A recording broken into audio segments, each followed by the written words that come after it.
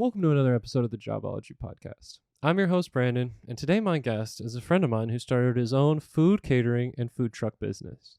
His name is Jerron, and he's going to talk to us all about how hot it can get inside a food truck, why it's better to work in summer than winter, and he's going to give some tips to any food truck entrepreneurs out there. So without further ado, Jerron.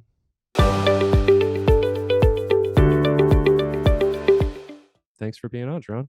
How's it going? Thanks for having me. Absolutely. So we kind of always like to get started with setting a baseline of, if I were to ask you, hey, what do you do for work? How would you describe what you do for work? Um, I guess I'm a chef. Okay, I like that.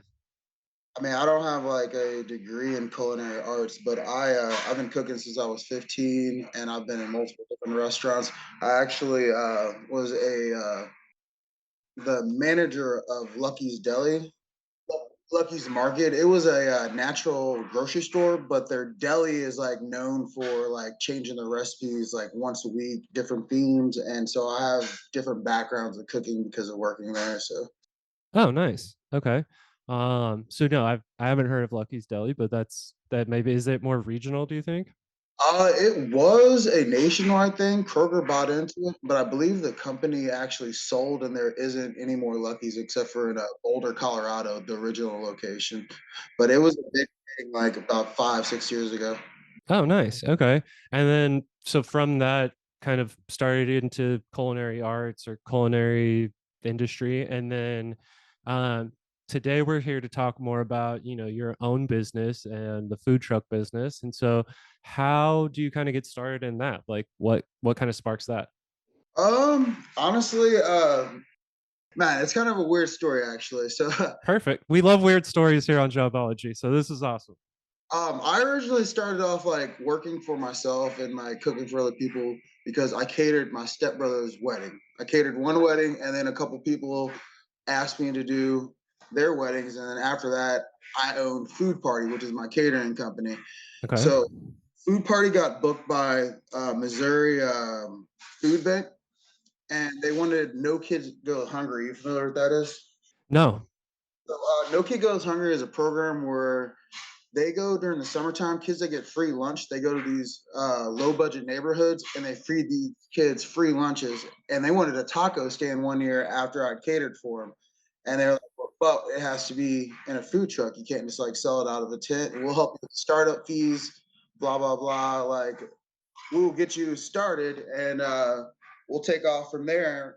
And so what happened was, me and my wife had made a menu a couple of years ago on a date night. She found on Pinterest that sorry, she found a link on Pinterest about a cool date night would be to make a restaurant menu, Okay.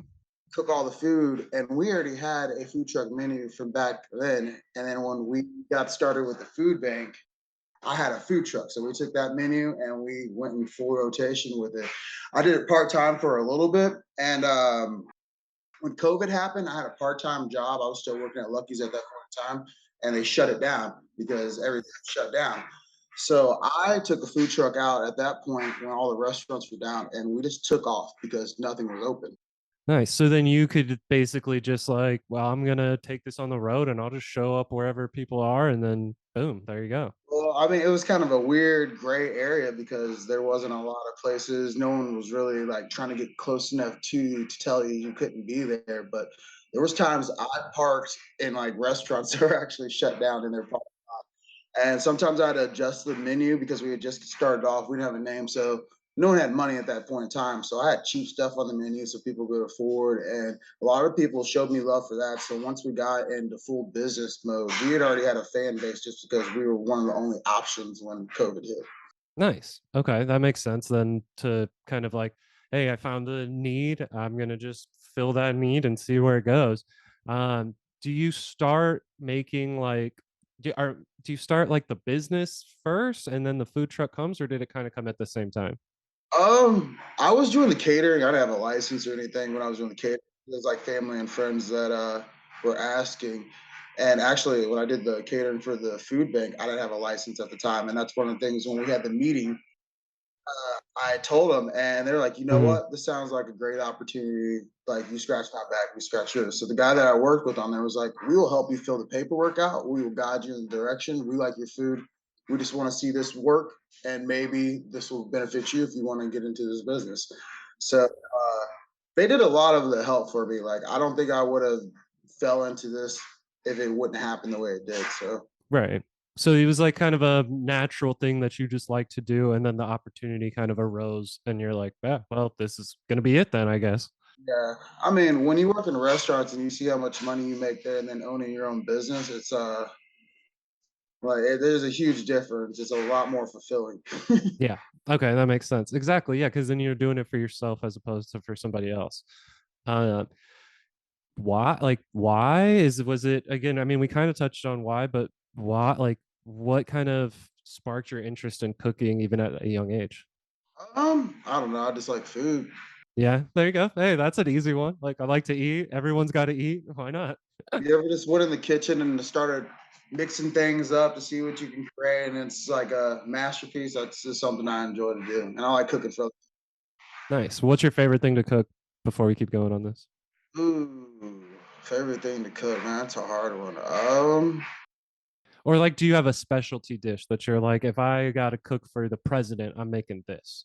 It would probably be a pasta of some sort. Oh, I okay. do a lot of pastas, and Nice. I don't know. Pasta's probably one of my favorite foods as well. Yeah, pasta is definitely one of my favorite foods. I love Italian food, so that's definitely. I mean, I think that's universal for most people. It's kind of tough to Yeah, not like pasta. Yeah. yeah. Uh, what is? I mean, you said no really culinary experience. So is the path to this kind of just experience in the kitchen as opposed to experience in the classroom? Yeah. I mean, a lot of it was from working from restaurant to restaurant. I mean, like I said, I've been cooking since I was 15 years old, and I'm 34 now, so that's a quite a bit of experience in the kitchen. And had a lot of manager positions, and that trained me to do what I'm doing right now. And then at Lucky's, we would get put through classes. It'd be management classes one week. One week it'd be the art of cooking Asian food or something like that. And like so, it there was a lot of training involved with that, and that just kind of I don't know. That's kind of the schooling I got was working in these high up positions for these professional places. So Gotcha. That makes sense. Is there? Oh, man, see, this always happens every episode. I always like start on a train of thought and then literally forget it, and then it'll come up later. I feel But like I've hey, done that with everything you've asked me. So I mean, it's like every episode. I'm like, oh, well, forgot, and then in about 2 minutes, it'll click back on. Um, oh, see, there you go. Just thought of it again. The business side of it, was that also just kind of like learning as you go? no, before I did my own business for cooking, I had a small business where I used to print CDs for people, like musicians and stuff like that. Sometimes it'd be DVD, making your own like movie or something like that. And I kind of had a little background teaching myself that. Like when it first started off, it was just keeping track of the profit and loss. And then my first year, I had to file taxes and stuff on that. So Oh, that was where it got hard. You know what I mean? that's where it gets real. So I had a little bit of background from doing that, and then once it got to a real business like what I'm doing now, full time, it's been a learning process. It has the business part of it. It is a lot more than people think, and Yeah. it almost takes a team to do it if you're going to do it full time. Yeah, dude. I am on board with that train of thought because it's the same thing with this. I mean, I just kind of started this up out of just a need to have a job, need to do something that I wasn't working for somebody else, kind of similar to yourself. And then I have my fiance who produces it basically behind the scenes, and so I totally understand the like learning the business thing as you go, and like we'll see what happens next. And I just thought I was going to be cooking good potatoes, bro, and I'm just like, what? yeah, like I just want to be cooking. I don't want to deal with taxes Yeah. and all this jazz. Okay, totally understand that. Um, After you kind of get the business going, and let's say we make it through COVID times, and now we're back to regular kind of, I don't know, everyday life. What does an average day look like for you? I know that might be kind of tough. Like obviously, every day is sort of different, but if you had to kind of, I don't know, put an average day into words, what would that look like? I mean, we're in different location every single day, so that's really the only thing that changes. But as far as prep work goes, I get up every morning at 4:30 in the morning, and I go to the kitchen where I read at, and I start prepping. I'm really big on fresh ingredients. Like most of the vegetables you get are chopped the day of because I take whatever's left over and I cook them into the sauces and stuff like that. But I have to be in my kitchen where I cook at and done and finished before this other restaurant who owns the place gets in there and starts Oh, their prep work. So I'm in there really early and I slice the chips by hand. So that's why I have to get there early. So I go through about 200 pounds of potatoes a day and I slice wow. 100 pounds by hand with a mandolin. And then Jeez. I chop veggies, I fry those chips up, and then I start baking potatoes, warming the meat up. And then most of the meat that we cook is smoked. So that's like an 8 hour process as well. So that's where the team Jeez comes in. Louise. Yeah, okay. That makes sense. Cooking my meats, and it's usually done by the morning that I come in. So So I'm gonna maybe you can correct me when I go through this and you can be like, nope, wrong. But so get to the prep kitchen, prep everything, and then you like load it on the truck or you okay, load it on the truck and then drive out to the location. And then is there like a kitchen in the truck? I don't even know. I don't have ovens in my inside my trailer, so my truck is technically considered a concession stand. I have warmers. I have a industrial cooler in there. I have a couple industrial coolers in there, and I have a what am I trying to say? A dishwashing sink. It's a 3 compartment sink inside there. Hand washing sinks. I have everything you need. The only thing I don't have is an actual oven in there, which I'm cool with because it's actually a cheaper license where I'm from. So Okay. And so just so we can let everybody know, you're stationed in Missouri in what part of Missouri? Columbia, Missouri. Okay, in Columbia, Missouri, and it's the company is Mr. Murphy's Stuffed Potatoes. I have that Yes, right? sir. Okay. Little backstory behind the scenes, just so you guys, so everybody knows. I always like to pull back the curtain. I think people like that. Um, I first met Sharon at a bachelor party, and then when we got to the wedding, he actually catered the wedding. So I have had Mr. Murphy's stuffed potatoes, and I gotta say, guys, they are out of this world. Like delicious, top notch. Like I'm always a little bit weary with food. I'm a very picky eater, and man, it is awesome. So if you have the chance, check them out, especially out there in Missouri. Check them out. And just from the like, hey, I'm trying to help the community with the food bank stuff. I'm trying to help out around, around the Missouri area. That's awesome. So I think it's a great company to support. Go support. If you need catering, check out Food Party. And yeah, it's awesome. Um, how does so if you don't want to touch on this, we don't have to. You can always, pass on a question or be like, dude, move on. And I'll move on. But how does like pay work? So is it just ins and like money in, money out, like keep a book? Like how does that work? Are you saying for myself? Yeah. So for you, well, for you, and then if you have like I mean, we can get to employees. I don't even think we've touched on that yet. But if you have like employees underneath you, like how does that all work? So normally I don't have employees. Most time I work it myself. Yeah, I got I got a pretty neat setup actually. I got it down to a system. So I don't have a lot of employees. If I do go to a festival, I usually can handle up to like 200 people by myself as long as it's not like Wow. at once. You know what I mean? Right. Yeah. Yeah. Like everybody rushes like the wedding.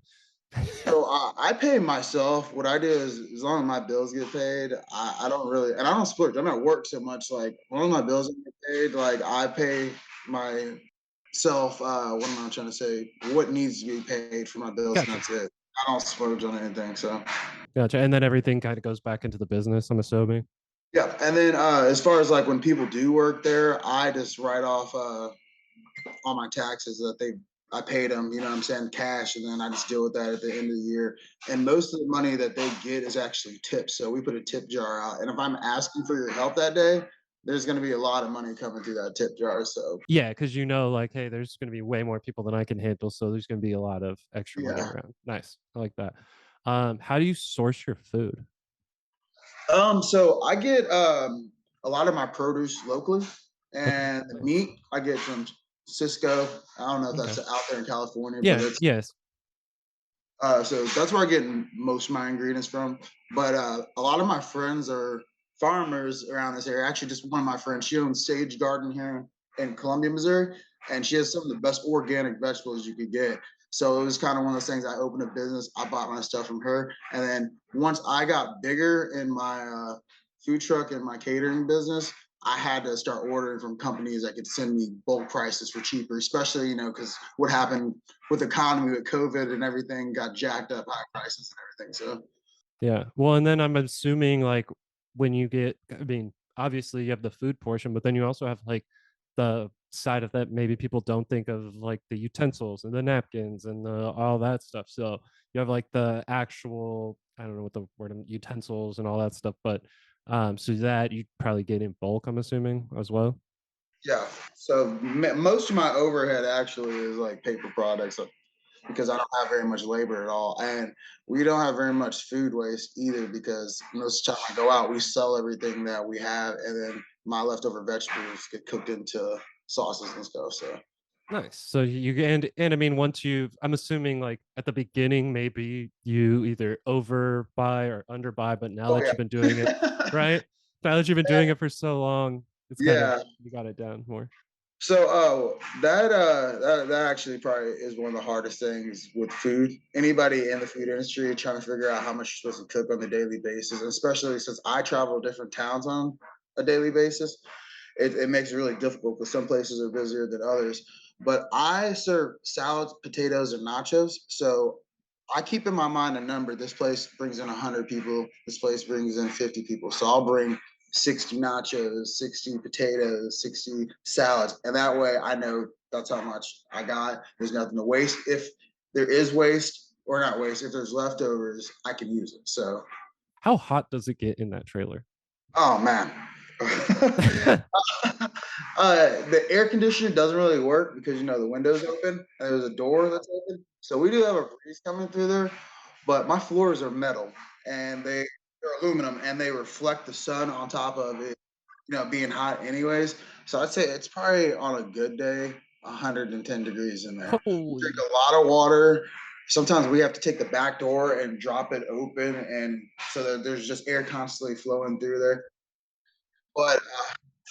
But yeah, it's the worst. But winter's even. I'd rather do summer. Winter's worse than that. So Oh, so it gets like freezing cold in there too? yeah. So when it's winter, there's so much condensation in the air because of the steam wave and the vapors. You're literally soaked, well, not soaked, but there's water on you the whole time. As soon as you step out of that trailer and there's snow and it's freezing. Well, you live in California, so I know you're really cold hearing this.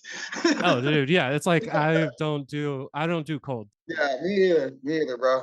Not a cold So person. I'd rather be hot than cold. I can drink Same. water. I can rip my sleeves off if I need to. So we survive. I'll just say, and anybody in business knows exactly what I'm talking about.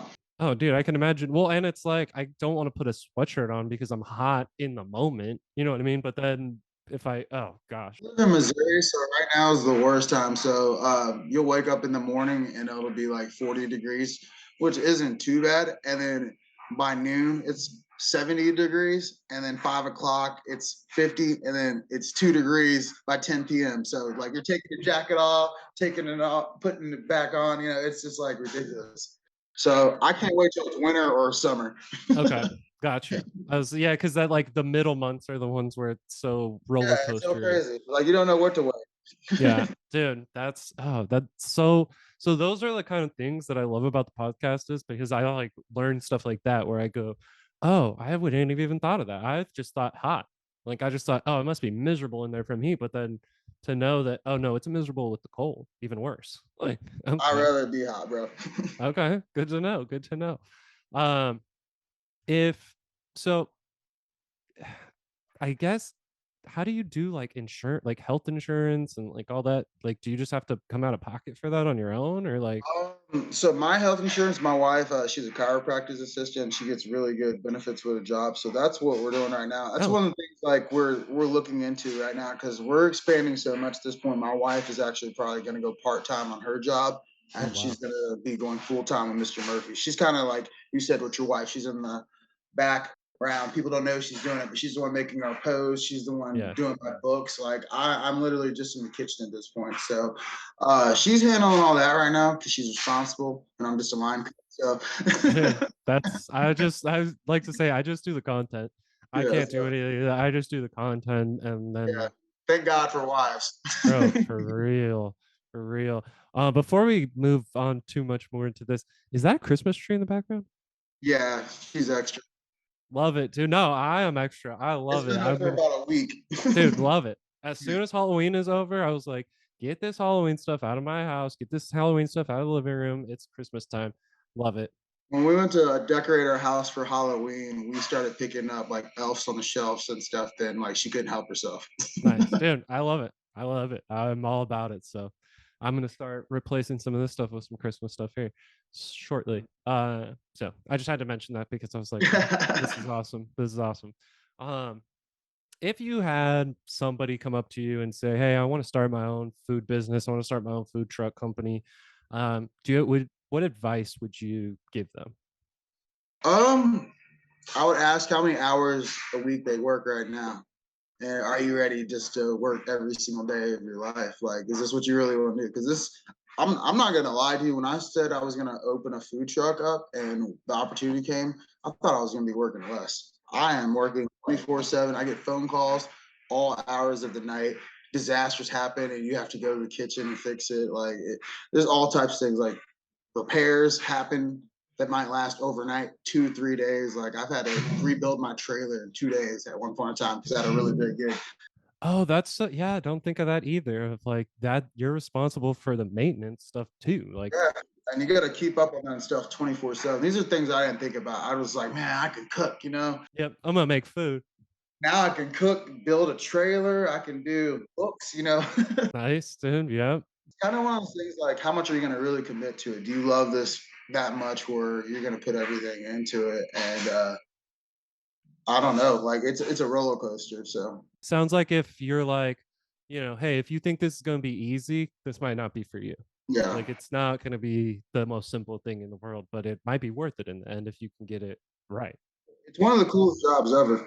Nice. Hey, that's the working for yourself thing, man, is it's tough to beat. I will say that. There's a lot of stress that goes into it and a lot of like if I get mad at somebody, it can only be me.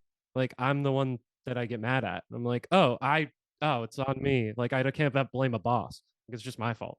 No, absolutely. You're held accountable for everything. So Yeah, dude, it's rough on that part. But the also nobody's really looking over my shoulder. I can kind of do it as I wish, that kind of thing. Um, if you had to quantify it, how many hours do you think you work a week? oh man, it's slowing down right now because, like I said, the weather is kind of iffy. But I would say during festival season, which is anywhere from May till the end of October, I could be working like I don't know, 14-hour days or more. I mean, I would say the longest day I've ever worked, I got to the kitchen at 3:30 and I got home at around like 1:30 the next morning. So I think I worked like 120 hours one week because I was at a festival and then I was doubling up on on gigs during the week. Like I'm a go getter. I got 4 kids. I know that working in the kitchen is never gonna make me this type of money. So like I'm grinding and I know what season to grind on. So That's yeah, that's kind of nice though too. Of like, hey, I got a really busy season where I make my money, and then I have like some little off time where I can do family stuff or whatever. But so I coach wrestling on my off season. So that's what's occupying now. So you're just like I can't get enough of work or something. I don't know what's going my on, bro. wife wants me to sit down for real. Yeah, right. Just gotta go, go, go. But hey, that's just how some people are built. Some people are just built with the like, I gotta keep going. If I get stationary, that's when things go sour. So totally understand that. If you had to kind of look back on your own path of starting the business, starting the food truck, is there anything that you would change or that you would tell yourself at the beginning, like, hey man, this is what you think right now, but this is actually the reality? I mean, you kind of mentioned it with the working hours of like, yeah, you might have thought like, hey, I'm only going to work X amount of hours. And then later I figure out it's actually double that or triple that. But I would say just be confident because when I walked in it, I wasn't as confident as I am today. Like, of course, like we're 4 years in now, so we definitely have a name. But just be confident in your work, because at first I wasn't, and there was days where I wanted to quit, and I'm glad I didn't because I'm here where I'm at now. So Dude, I've had those days too, where I'm like, this isn't it. I look at a video, it's got 23 views. I'm like, oh gosh, I this is not going. But it's just kind of that you got to keep pushing through the slow periods to get to the growth. yeah, like right now, like I'm used to 100 people coming to the food truck on the daily basis, because we have a minimum of 100 people if a place is going to book us, and then the places that we park on our own for the public, like they're busy. That's why we park there. But right now we're doing like 35. The other day I sold 15 entrees, and it's just like, you know, there's got to be better days. You know what I mean? So Sure. Well, yeah, and especially if you feel like you're putting in so much time and effort, especially for prep and in the morning, it's like, yeah. all right, we got to pick this up. I get that. Is there like, trying to think of the way that I can phrase this, but um, is there like a favorite kind of event you do? Man, I'm all over the place, so that's really hard to. I've been in concerts. We've done like carnivals. The Peddlers Jamboree. You're not from Missouri. It's like a huge event. There's a MKD Trail which goes all the way through Missouri. I believe it goes through a couple other states, but it's a huge bike, I guess, rally, and people come on bicycles from all over the place. And there's a 9 miles that they go, and then there's a huge concert and party at the end, That's cool. and food trucks. It's just a huge party, and I don't know. There's just a lot of crazy places this business has taken me. Like, I don't know, I've done rat races. Have you ever heard of that? No. So these What? people get rats and mice, and they put them in these like cages, and they race them for charity. That was one of the craziest places. I thought it was like a rat race, like people, like I don't know, some kind of it's actual rats. Obstacle courses. Like I've been to some very unique events. So I yeah, that sounds like it. Sounds like it. Interesting. Uh, my favorite place, there's a place here in Columbia. It's next to the river. It's called Cooper's Landing, okay, and it's a music venue. So you come out there, and there's bands, and you get to listen to these bands for free. And sometimes they have some pretty huge acts, but it's right on the river. They have a bar. They have it set up really cool. Like there's tree trunks, there's chairs, and then you get to park your food truck right next to like this beautiful scenic picture of the Missouri River. So I mean, can't go wrong with looking at water all day. You live by the beach, so you know what I'm saying. yeah, I totally understand that. I mean, especially, and I'm sure you get some kind of breeze off there, so maybe it cools you down a little bit and not so hot. Live music, you know what I mean? People are Yeah, drunk totally. already. Hey, sounds like a good time. Maybe I got to figure out a way to get out there for that. Um, is there is there like a food truck community? Like, is it? Do you like keep in contact with like other people and like share, I don't know, trade secrets? We don't like trade recipes or anything, but a lot of us are friends. There's like we know that we're doing successful with our business, so we don't care that another one's doing busier or another one's getting more publicity in the media. Uh, we, I know there's like 6 food trucks. I know personally. We see each other in public. We talk for like 10 minutes, like we're best friends from high school or something like that. And then there's other trucks that don't speak to each other at all. So I mean, but I would say a lot of us are close and tight knit, so we're all buddies. And we put together like food truck festivals, which most of us put it together. It's not like the city puts it together. Like one food truck's like, hey, we're getting this parking lot. Let's all post it on our pages and bring it all together. And Oh, that's cool. that works out pretty well. So Nice. Yeah, that's a yeah, I didn't think I always figured it was some kind of event that someone else puts on and then invites all you guys, but that's cool to know. Like, no, like sometimes we got to go out and make our own, and so we just get together. yeah, That's awesome.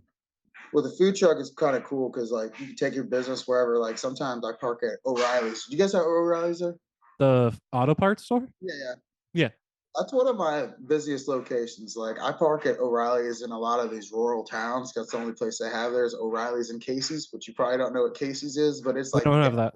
it's the gas station of gas stations in Missouri. So Okay. Okay. Like what's there there's like a bunch of those. I think that's like a more Midwest thing or middle of the country thing of like what like Bucky's, I think is something. I feel like yeah, I don't know. There's like all these like oh like it's the huge gas. I'm like I just have like Arco and like Shell down the street and they're not in every single town in Missouri, there's going to be a Dollar General, a Casey's, or a O'Reilly's.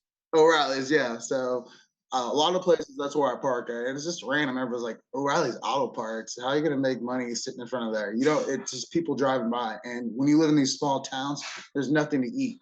So they all come bum rushing these food trucks. So Right. Interesting. Yeah, I didn't think of that. I mean, you can only have so much fast food or so much yeah, whatever. and you can only eat the same thing all the time. Exactly. So you see something different, it's like, oh, I'm gonna go try that. And we're never there like every day. So if you're like my food truck, we go to different places, but most of the time we are booked at private events. But when we show up to your location, we probably haven't been there for 3 weeks. So it's like, oh yeah, Mr. Murphy's is here. Oh yeah, the other food truck's here.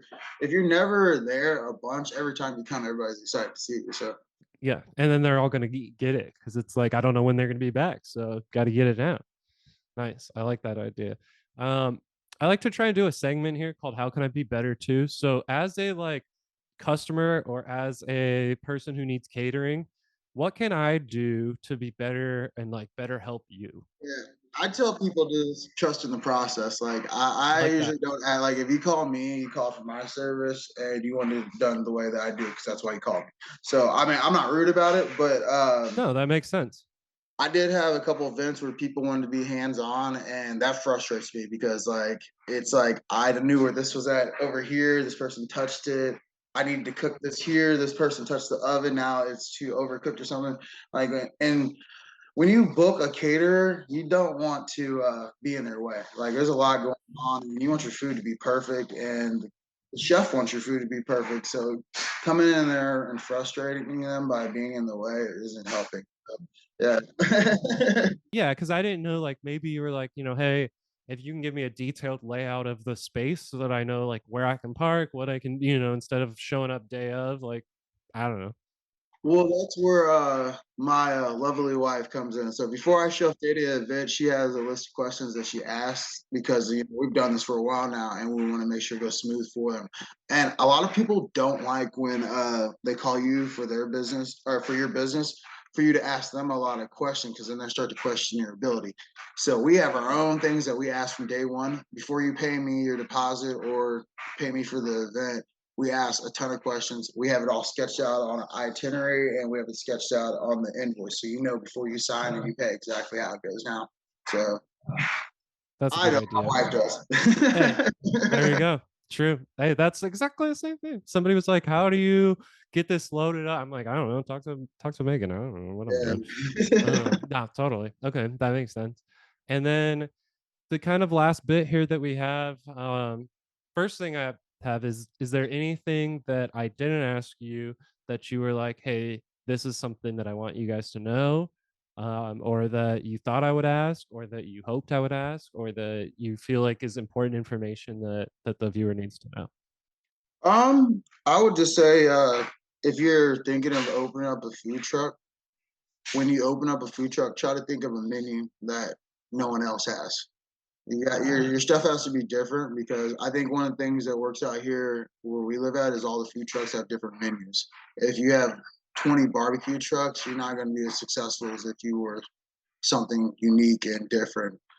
Come up with a creative menu, make it fast to put out because that also makes it where you are able to stay ahead of the competition, and then make it where it's fun. You got to make it where it's presentable. You can see it at a festival and people are like, wow, where'd you get that from? So Nice. That's a good yeah, that's a good thing of like I didn't think of that too. Of like, yeah, it's all fun with the food truck companies and like we all work together, but if it was all barbecue, I'd be like, maybe I don't want to work with these guys. I yeah, gotta separate myself. But if you're not really competing, if you're with, exactly. There's no Mexican food, competition. Asian food, yeah, it's all different. So it's like, if somebody wants Asian food, they're gonna go there. If somebody wants Mexican food, they're gonna go there. If somebody wants barbecue, they're gonna come here. Exactly.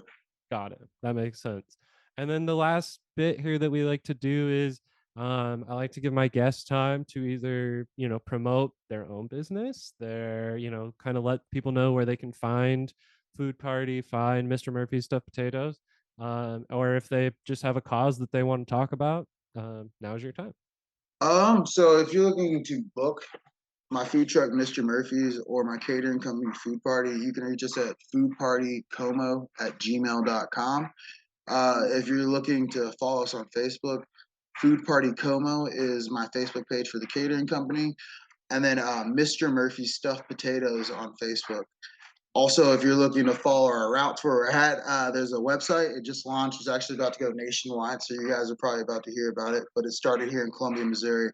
It's called Food Truck Yourself, and you go to this website and it literally pulls up a GPS map and you will see food trucks logos exactly where they're at. You click on it and you can find any of these food trucks. So that's coming to you guys' area. I want to say it just hit St. Louis and Kansas City, and that was like the trial because it started in Columbia and then expand more in Missouri, and it's doing so well that they're going nationwide with it. So Nice.